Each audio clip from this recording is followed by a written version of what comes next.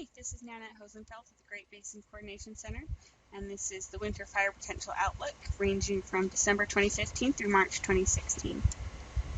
Taking a look at recent weather trends, the map on the left shows the average temperature departure for November, and the greens to the blues show below normal temperatures for this period. So you can see that really much of the Great Basin was below normal as far as temperatures for November. The map on the right shows our average precipitation trends for the past month, and the warmer colors show below average precipitation and the cooler colors show above normal precipitation. And so looking at this map, you can see that much of western and central Nevada and western and central Idaho saw above normal precipitation, while much of Utah saw below normal precipitation. Looking at the Drought Monitor updated on November 24th, you will see that despite the precipitation in November, much of western Nevada is considered to be in exceptional drought, and much of the rest of the Great Basin is also in a drought status, though the most extreme conditions are across western Nevada. Taking a look at the drought outlook for the period from November through February, you can see that the drought is expected to intensify across portions of Nevada, and really the northern part of the Great Basin is expected to see an intensification of the drought, while the southern part of the Great Basin is expected to see improving conditions, with drought removal likely across portions of central Utah. The weather patterns this winter will be dominated by El Nino. We are seeing the strongest El Nino that has been observed in 18 years, and this image shows the sea surface temperature anomalies. You can see some pretty strong anomalies, and again, this is the strongest El Nino we have seen in 18 years. So if you're wondering what the strong El Nino means, here is the answer.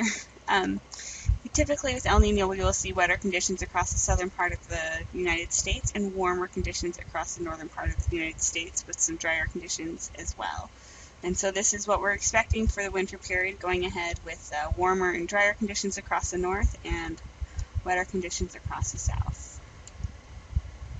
If we look at this in more detail, the two images on the top show the December through March expected temperature and precipitation trends. You can see that temperatures reflect pretty much what we were looking at in the last slide, with the warmer than normal temperatures across the northern part of the area, and temperatures trending cooler across the southern part of the area.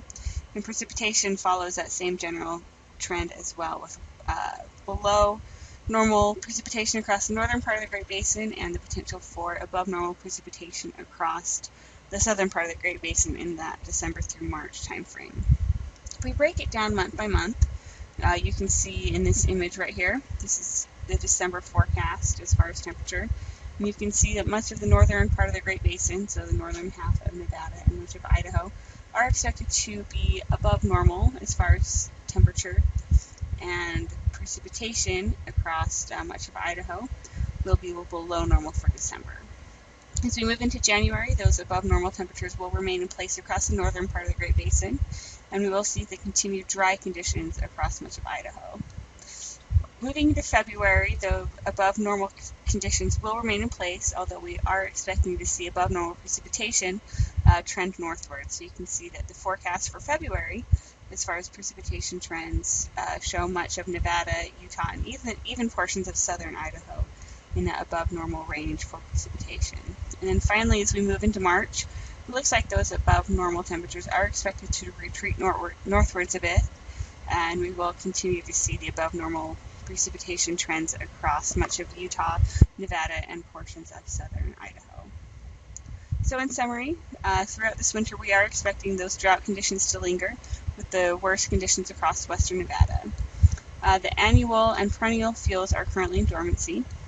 We are expecting a strong El Nino to dominate the weather pattern, which will lead to drier conditions across the northern areas and wetter conditions across the southern areas.